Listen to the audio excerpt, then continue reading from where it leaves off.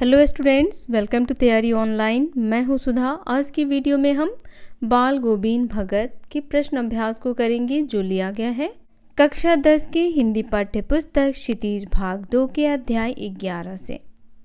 बाल गोविंद भगत एक रेखा चित्र है जो लिखा गया है रामवृक्ष बेनीपुरी जी के द्वारा।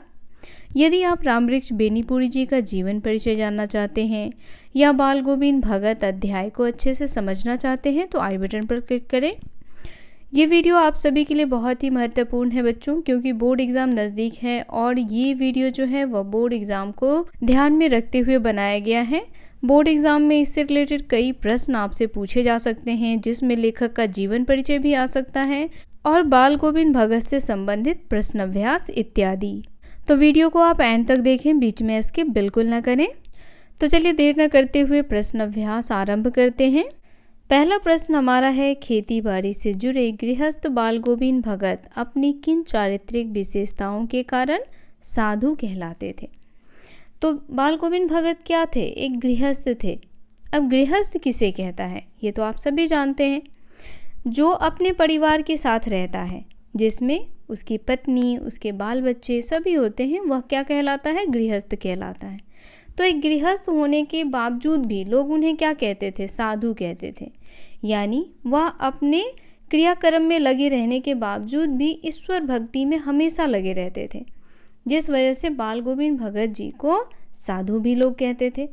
अब देखिए, इस प्रकार आपको इसका उत्तर लिखना है। पॉइंट में ही आप उत्तर लिखें। पॉइंट में उत्तर लिखना बहुत ही बेहतर माना जाता है। यहाँ देखिए, सबसे पहले हम लिखेंगे बाल गोविंद भगत एक गृहस्थ थे, परंतु उनमें साधु कहलाने वाले गुण भी मौजूद थे। अब कौन कौन से गुण थे? तो पहला देखिए, वे कबीर के आदर्शों पर चलते थे। हमने कहानी में पढ़ा है कि वे कबीरदास जी के आदर्शों पर चलते थे, कनफटी टोपी और लंगोटी पहनते थे, और साथ ही वे कबीरदास जी के गाए हुए गीतों को दोहराया करते थे और उन्हीं के गीतों को गाते थे। वे शरीर को नश्वर तथा आत्मा को परमात्मा का अंश मानते थे। जिस प्रकार कबीरदास जी शरीर को नश्वर मानते थे, उसी प्रकार जी बाल गोविंद भगत भी शरीर को क्या मानते थे? नश्वर, यानी नष्ट होने वाला। और जब शरीर नष्ट हो जाता है तो उसकी आत्मा किससे मिल जाती है? परमात्मा से मिल जाती है। दूसरा, वे कभी झूठ नहीं बोलते थे, खरा व्यवहार रखते थे। यहाँ पर खरा व्यवहार कहने का अर्थ है बच्चों, वह बिल्कुल सत्य वचन ही बोला करते थे और बिल्कुल स्पष्ट बोलते थे। उनकी बातों में कोई भी इधर उधर की बातें मिली नहीं होती थी। तीसरा देखिए, लिखेंगे हम, किसी से भी सीधी बात करने में संकोच नहीं करते थे, न किसी से झगड़ा करते थे। चौथा पॉइंट लिखेंगे, किसी की चीज़ न छूते, न ही बिना पूछे व्यवहार में लाते। वे किसी दूसरे की चीज़ नहीं लेते थे। अब देखिए, अगर उन्हें किसी की चीज़ चाहिए होती थी तो वह उससे पूछ के ही लेते थे। बिना पूछे वह किसी की चीज़ों को इस्तेमाल नहीं करते थे। नेक्स्ट लिखेंगे, उनके खेत में जो कुछ पैदा होता सबसे पहले उसे वह एक कबीरपंथी मठ में ले जाते और उसमें से जो हिस्सा यानी प्रसाद रूप में उन्हें वापस मिलता, उससे ही वे क्या करते? गुजारा करते थे। जैसे हम सब मंदिर जाते हैं, प्रसाद वगैरह चढ़ाते हैं भगवान जी को, तो हमें भी वहाँ से प्रसाद मिलता है। तो उसी प्रकार बाल गोविंद भगत जी भी क्या करते थे? जो भी फसल उपजाते थे वह ले जाते थे कबीरपंथी मठ, और वहाँ से जो उन्हें प्रसाद स्वरूप मिलता था उससे वो अपना जीवन यापन करते थे। उनमें लालच बिल्कुल भी नहीं था। इस प्रकार उन्होंने अपना सब कुछ ईश्वर को समर्पित कर दिया था। तो इसीलिए लोगों का कहना था कि वह क्या थे? एक साधु थे। अब दूसरा प्रश्न देखिए, भगत की पुत्र वधू उन्हें अकेले क्यों नहीं छोड़ना चाहती थी। तो देखिए, बाल गोविंद भगत की पुत्र वधू उन्हें अकेले इसलिए नहीं छोड़ना चाहती थी कि अब उनका पुत्र भी नहीं रहा। पुत्र बीमार था और वह मृत्यु को प्राप्त हो गया था। तो वह चाहती थी कि वह उनके पास रहे और उनकी सेवा करे, क्योंकि वह भी तो बूढ़े हो गए थे। लेकिन बाल गोविंद जी ऐसा नहीं चाहते थे। तो इसका उत्तर आप कैसे लिखेंगे? यहाँ देखिए, भगत की पुत्र वधू उन्हें अकेले छोड़कर इसलिए नहीं जाना चाहती थी क्योंकि पुत्र की मृत्यु के बाद भगत के बुढ़ापे का एकमात्र सहारा वही थी। पुत्र वधू को इस बात की चिंता थी कि यदि वह चली गई तो भगत के लिए भोजन कौन बनाएगा। यदि भगत बीमार हो गए तो उनकी सेवा शुश्रूषा कौन करेगा। उसके चले जाने के बाद भगत की देखभाल करने वाला और कोई नहीं था। इसी वजह से पुत्र वधू जो है वह उन्हें छोड़ करके नहीं जाना चाहती थी। तीसरा प्रश्न देखिए, भगत ने अपने बेटे की मृत्यु पर अपनी भावनाएं किस प्रकार व्यक्त की। तो हमने कहानी में पढ़ा था कि जब उनका बेटा मर जाता है तो वह क्या करते हैं, वह उसके शरीर पर फूल पत्तियां चढ़ाते हैं और गाना गाते हैं, नाचते हैं और आनंद मनाते हैं। ऐसा क्यों? ऐसा इसलिए क्योंकि बाल गोविंद भगत जी का यह मानना होता है कि मरने के बाद जो हमारा तन है वह कहाँ चला जाता है, वह परमात्मा में मिल जाता है। इसी वजह से वह जो है वह आनंद मनाते हैं कि हमें शोक व्यक्त नहीं करना चाहिए किसी के मरने पर, क्योंकि मरने से इंसान जो है वह दुख सुख के चक्रों से मुक्त हो जाता है और आत्मा परमात्मा से जा मिलती है। अब देखिए इसका उत्तर आपको इस प्रकार लिखना है। बेटे की मृत्यु पर भगत ने पुत्र के शरीर को एक चटाई पर लिटा दिया, उसे सफ़ेद चादर से ढक दिया तथा कबीर के भक्ति गीत गाकर वे अपनी भावनाएं व्यक्त करने लगे। अब देखिए कोई मर जाता है तो उस समय का माहौल कैसा होता है, शोकाकुल होता है। लेकिन उस शोकाकुल माहौल में भी बाल गोविंद भगत क्या कर रहे थे, कबीर दास जी के भक्ति गीत गा रहे थे। उनके अनुसार उसकी आत्मा परमात्मा के पास चली गई, मानो कोई विरहनी अपने प्रेमी से जा मिली। अब विरहनी शब्द का प्रयोग यहाँ क्यों किया है? विरहनी शब्द का अर्थ होता है बच्चों विरह में तड़पने वाला, यानी किसी की याद में तड़पने वाला। तो यहाँ पर बाल गोविंद भगत जी कह रहे हैं कि हमारी आत्मा जो है वो किसकी याद में तड़प रही है, परमात्मा की, वह उसे पाना चाहती है। तो जब उनका पुत्र मृत्यु को प्राप्त हुआ तो वह यही कह रहे हैं कि उसकी आत्मा जो है वह कहाँ जा मिली, परमात्मा से जा मिली। उन दोनों के मिलने से बड़ा आनंद कुछ नहीं हो सकता। इस प्रकार भगत ने शरीर की नश्वरता और आत्मा की अमरता का भाव व्यक्त किया है। अगला प्रश्न देखिए, भगत के व्यक्तित्व और उनकी वेशभूषा का अपने शब्दों में चित्र प्रस्तुत कीजिए। भगत का व्यक्तित्व कैसा था? तो वह बहुत ही सीधे साधे इंसान थे। और उनका व्यवहार कैसा था? तो उनका आचार व्यवहार जो था वह आदर्शपूर्ण था। वह एक गृहस्थ होते हुए भी क्या थे, सन्यासी थे। और वे अपने कामों के लिए कभी भी किसी दूसरों को परेशान नहीं करते थे। तो इस प्रकार का व्यक्तित्व था उनका। अब देखिए इसका उत्तर हम इस प्रकार लिखेंगे। सबसे पहले आप लिखोगे बाल गोविंद भगत का व्यक्तित्व। अब क्या था उनका व्यक्तित्व? तो देखिए भगत जी गृहस्थ होते हुए भी सीधे साधे सरल व्यक्ति थे। उनका आचार व्यवहार इतना पवित्र और आदर्शपूर्ण था कि वे गृहस्थ होते हुए भी वास्तव में मन से क्या थे, सन्यासी थे। वे अपने किसी काम के लिए दूसरों को कष्ट नहीं देना चाहते थे। बिना अनुमति के किसी की वस्तु को हाथ नहीं लगाते थे। वे कभी झूठ नहीं बोलते थे और खराब व्यवहार करते थे। कबीर के आदर्शों का पालन करते। वे अलौकिक गायक थे। कबीर के पद उनके कंठ से निकलकर मानो सजीव उठते। आत्मा परमात्मा पर उनका अटल विश्वास था। और देखिए भगत जी के वैराग्य तथा निस्वार्थ व्यक्तित्व का परिचय आप इस बात से भी लगा सकते हैं कि जब उनके बेटे का क्रियाक्रम समाप्त हो गया तो उन्होंने अपनी पुत्र वधू को उसके पिता के घर भेज दिया तथा उसका दूसरा विवाह करने का भी आदेश उन्होंने दे दिया। तो इस प्रकार से भी आप उनके व्यक्तित्व का पता लगा सकते हैं कि वह कितने निस्वार्थ व्यक्तित्व के व्यक्ति थे। अब हमसे पूछा गया है कि उनका वेशभूषा कैसा था। तो कैसा वेशभूषा हमने पढ़ा था? वह मझोले कद के गोरे चिट्टे आदमी थे। मझोले शब्द के बारे में तो आपको बताया ही है मैंने। आप हमें कमेंट में बताएं कि मझोले शब्द का अर्थ क्या होता है। उनकी उम्र कितनी हो गई थी? 60 वर्ष से भी ऊपर। बाल जो है वो सभी सफ़ेद हो गए थे। दाढ़ी जो थी वह थोड़ी लंबी थी, किंतु उनका चेहरा हमेशा सफ़ेद बालों से जगमगा उठता था।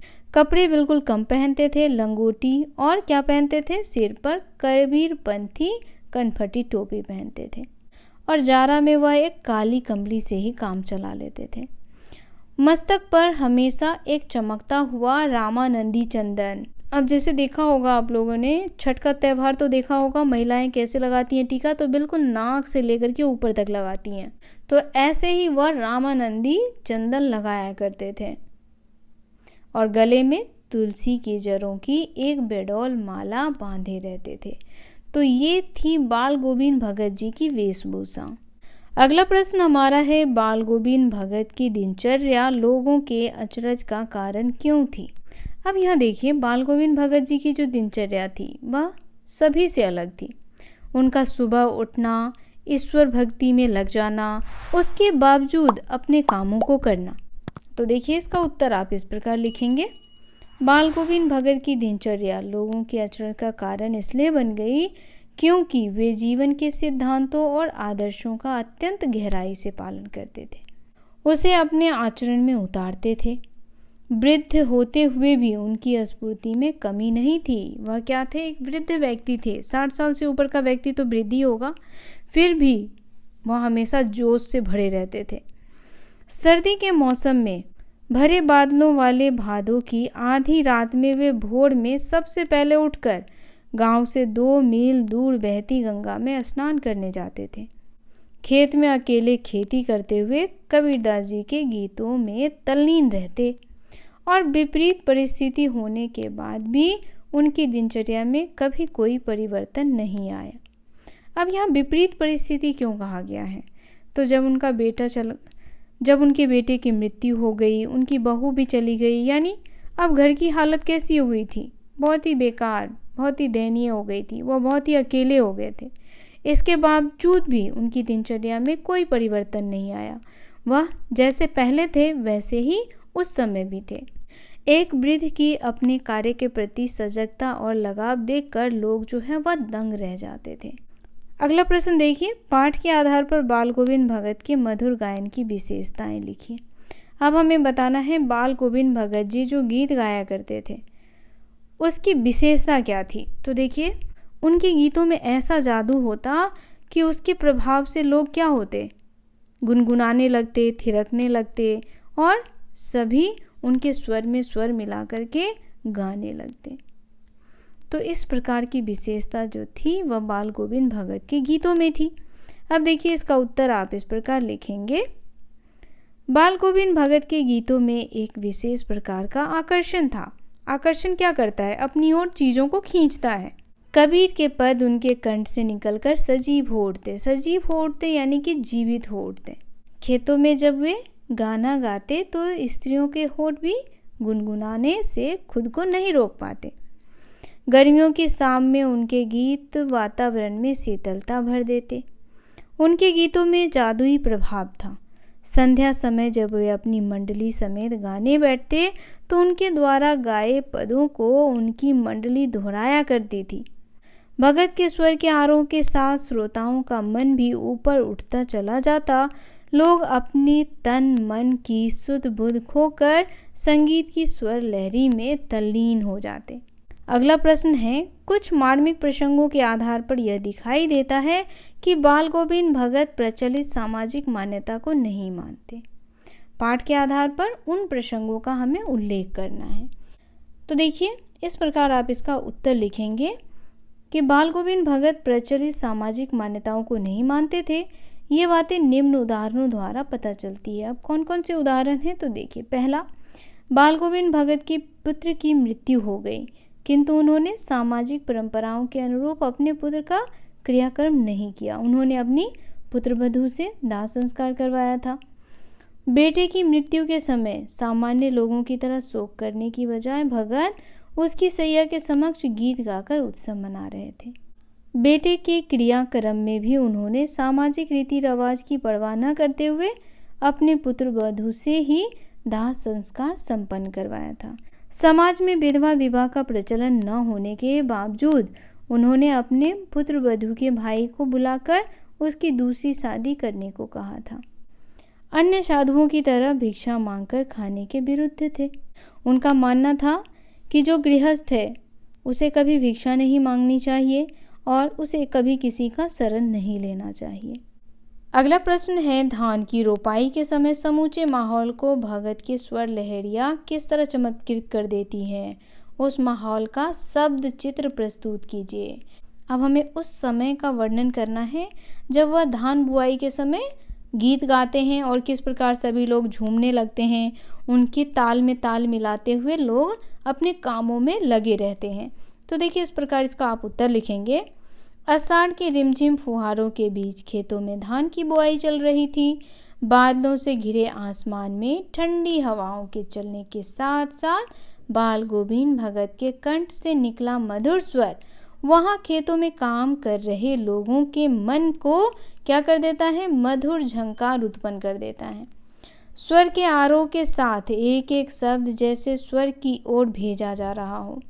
उनकी मधुर वाणी को सुनते ही लोग झूमने लगते हैं।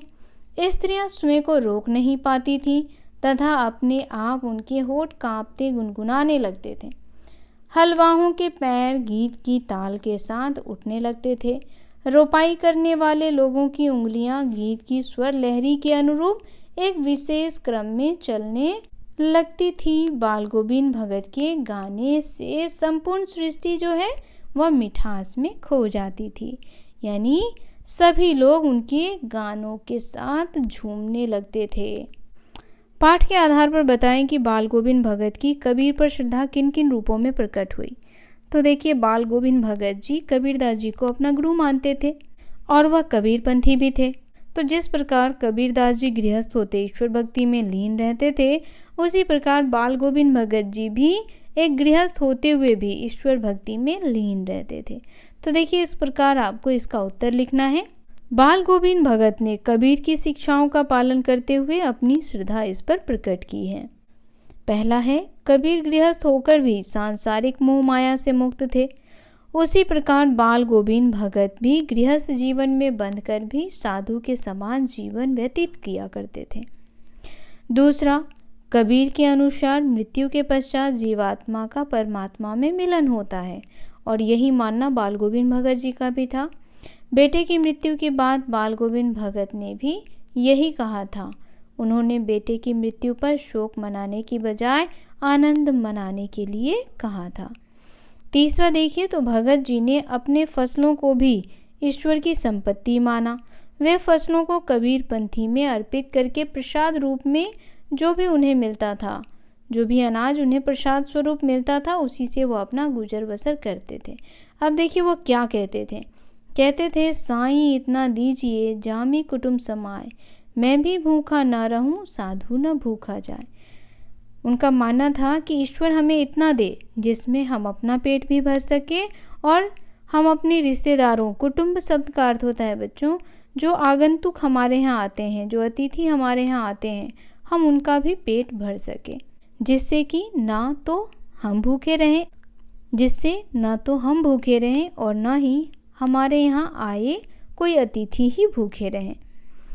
अगला देखिए, पहनावे में भी वे कबीर का ही अनुसरण करते थे। जिस प्रकार कबीरदास जी कम कपड़े पहनते थे, उसी प्रकार बाल गोविंद भगत जी भी एक लंगोटी और कबीरपंथी टोपी ही पहना करते थे। पांचवा लिखेंगे, कबीर गांव-गांव गली गली घूमकर गाना गाते थे, भजन गाते थे। बाल गोविंद भगत भी इससे प्रभावित हुए कबीरदास के पदों को वे गाते फिरते थे। बाल गोविंद भगत प्रचलित सामाजिक मान्यताओं को कबीर की तरह ही नहीं मानते थे। जिस प्रकार कबीरदास जी सामाजिक मान्यताओं का खंडन करते थे, उसी प्रकार बाल गोविंद भगत जी भी सामाजिक मान्यताओं का खंडन करते थे। अगला देखिए, आपकी दृष्टि में भगत की कबीर पर अगाध श्रद्धा के कारण रहे होंगे। अब क्या क्या कारण रहे होंगे यह आपको बताना है। तो देखिए, बाल गोविंद भगत कबीर पर अगाध श्रद्धा रखते थे क्योंकि कबीर ने सामाजिक कुप्रथाओं का विरोध कर समाज को एक नई दृष्टि प्रदान की। उन्होंने मूर्ति पूजा का खंडन किया क्योंकि कबीरदास जी का मानना था कि ईश्वर हमारे मन में है, मंदिर मस्जिद में नहीं है, तो मूर्ति को पूजने से क्या होगा। तथा समाज में व्याप्त ऊंच नीच के भेद भाव का विरोध भी वह खुल करके करते थे क्योंकि उनका मानना था कि इस सभी इंसान जो है वह ईश्वर की बनाए हुए संतान है, तो फिर इसमें कौन अमीर, कौन गरीब, कौन ऊंचे जात का, कौन नीचे जात का। तो इन सभी का खंडन जो है और विरोध जो है वो कबीरदास जी किया करते थे। उन्हें कबीर के विचारों और आडंबर रहित सादे जीवन में सच्चाई नजर आती। यही सच्चाई उनके हृदय में बैठ गई होगी। कबीर की इन्हीं विशेषताओं ने बाल गोविंद भगत के मन को प्रभावित किया होगा। तो इस प्रकार आप इसका आंसर लिखेंगे। अगला प्रश्न है, गांव का सामाजिक सांस्कृतिक परिवेश आषाढ़ चढ़ते ही उल्लास से क्यों भर जाता था? भारत कृषि प्रधान देश है। यहाँ के गांव कृषि पर आधारित हैं। वर्षा भी आषाढ़ मास में शुरू होती है। आषाढ़ की रिमझिम बारिश में भगत जी अपने मधुर गीतों को गुनगुनाकर खेती करते थे। उनके इन गीतों के प्रभाव से संपूर्ण सृष्टि जो है वो रम जाती, यानी मंत्र मुग्ध हो जाती थी। स्त्रियां भी इससे प्रभावित होकर गाने लगती, बच्चे भी वर्षा का आनंद लेते, किसान भी अच्छी फसल की आशा में हर्ष से भर उठते। इसलिए गांव का परिवेश उल्लास से भर जाता था। अगला प्रश्न है, ऊपर की तस्वीर से यह नहीं माना जाए कि बाल गोविंद भगत साधु थे। क्या साधु की पहचान पहनावे के आधार पर की जानी चाहिए? आप किन आधारों पर यह सुनिश्चित करेंगे कि अमुक व्यक्ति साधु है? अब देखिए, इसका उत्तर आपको इस प्रकार लिखना होगा। मेरे अनुसार एक साधु की पहचान उनके पहनावे के साथ साथ उनके आचार व्यवहार तथा उसकी जीवन प्रणाली पर भी आधारित होती है। सच्चा साधु हमेशा मोह माया, आडंबर युक्त जीवन, लालच आदि दुर्गुणों से दूर रहता है। साधु हमेशा दूसरों की सहायता करता है। साधु का जीवन सादगीपूर्ण तथा सात्विक होता है। उसके मन में केवल ईश्वर के प्रति सच्ची भक्ति होती है। बाल गोविंद भगत जी का जीवन इसका प्रमाण है। अगला प्रश्न हमारा है, मोह और प्रेम में अंतर होता है। भगत के जीवन की किस घटना के आधार पर इस कथन का सच सिद्ध करेंगे? तो जब हमने बाल गोविंद भगत कहानी पढ़ी तो उसमें हमने क्या देखा था? उसमें हमने पढ़ा था कि बाल गोविंद भगत जी का एकमात्र पुत्र था और वह अपने पुत्र और पुत्र वधू से बहुत ही प्रेम करते थे, लेकिन वह कभी भी उनके मोह में नहीं पड़े, क्योंकि जब उनके पुत्र की मृत्यु हो गई तो उन्होंने अपने पुत्र वधू के भाई को क्या आदेश दिया था? यही ना कि तुम क्या करना, इसकी दूसरी शादी कर देना, है ना। तो इस प्रकार हम कह सकते हैं कि वह उन दोनों से बहुत प्रेम करते थे, अपने पुत्र और पुत्र वधू से बहुत प्रेम करते थे, लेकिन कभी भी वह उनके मोह में नहीं पड़े। अब देखिए, इसका उत्तर आप इस प्रकार लिखेंगे। मोह और प्रेम में निश्चित अंतर होता है। मोह में मनुष्य केवल अपने स्वार्थ की चिंता करता है, प्रेम में वह अपने प्रियजनों का भी हित देखता है। भगत को अपने पुत्र तथा अपनी पुत्र वधू से अगाध प्रेम था, परंतु उसके इस प्रेम ने सीमा को पार कर कभी मोह का रूप धारण नहीं किया। दूसरी तरफ वह चाहते तो मोह बस अपनी पुत्र वधू को अपने पास रोक सकते थे, परंतु उन्होंने अपनी पुत्र वधू को जबरदस्ती उसके भाई के साथ भेजकर उसके दूसरे विवाह का निर्णय किया। इस घटना द्वारा उनका प्रेम प्रकट होता है। बाल गोविंद भगत ने सच्चे प्रेम का परिचय देकर अपने पुत्र और पुत्र वधू की खुशी को ही उचित माना। अगला प्रश्न हमारा है, इस पाठ में आए कोई 10 क्रिया विशेषण छांट कर लिखिए और उसके भेद बताइए। तो सबसे पहले हमें यह जानकारी होनी चाहिए कि क्रिया विशेषण किसे कहते हैं। तो जो शब्द क्रिया की विशेषता को बताता है उसे कहते हैं क्रिया विशेषण, यानी जो भी कार्य हमारे द्वारा किया जाता है वह क्रिया कहलाती है, और जो उस कार्य की विशेषता को बताता है उसे हम क्रिया विशेषण कहते हैं। अगर आपने क्रिया विशेषण अच्छे से पढ़ा होगा तो आप अवश्य इसके भेद बता सकते हैं। अब पहले देखिए, कह रहा है धीरे धीरे, तो धीरे धीरे स्वर क्या हुआ, ऊंचा होने लगा। तो यहाँ पे धीरे धीरे जो है वो क्या है, वह है रीतिवाचक क्रिया विशेषण।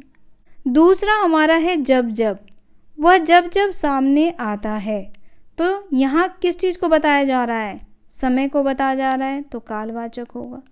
थोड़ा, थोड़ा बुखार आने लगा, तो थोड़ा, कम, बहुत, ज़्यादा, ये सभी परिमाण को बताता है, तो ये परिमाणवाचक क्रिया विशेषण। उस दिन भी संध्या में गीत गाए, तो यह भी समय को बता रहा है, तो कालवाचक हो गया।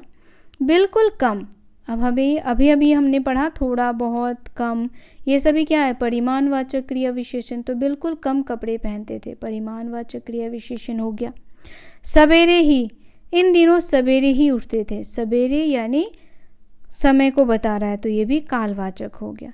हर वर्ष भी कालवाचक है। हर वर्ष गंगा स्नान के लिए जाते।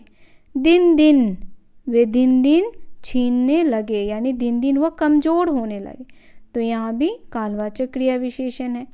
हंसकर टाल देते थे, तो यह हो गया आपका रीतिवाचक क्रिया विशेषण।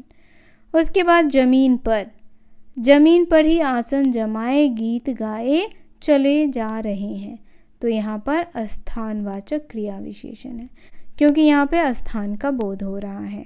तो बच्चों, बाल गोविंद प्रश्न अभ्यास यहीं समाप्त होता है। ये वीडियो आपको कैसा लगा आप हमें कमेंट करके अवश्य बताएं। अगर बाल गोविंद भगत से संबंधित कोई भी प्रश्न आप हमसे पूछना चाहते हैं तो कमेंट करके अवश्य पूछें। आपके सभी प्रश्नों का उत्तर हम आपको अवश्य देंगे। यदि आपने इस वीडियो को अंत तक देखा है तो आप बाल गोविंद भगत से संबंधित सभी प्रश्नों के उत्तर अवश्य दे पाएंगे। तो मिलते हैं अगले अध्याय के साथ। अगर आप हमारे चैनल पर नए हैं तो चैनल को सब्सक्राइब कर लें, बेल आइकन को दबाएं ताकि सभी नोटिफिकेशन सबसे पहले आप तक पहुंचे। वीडियो पसंद आए तो इसे लाइक और शेयर करना ना भूलें। मिलते हैं आपसे अगले वीडियो में। आप सभी का धन्यवाद।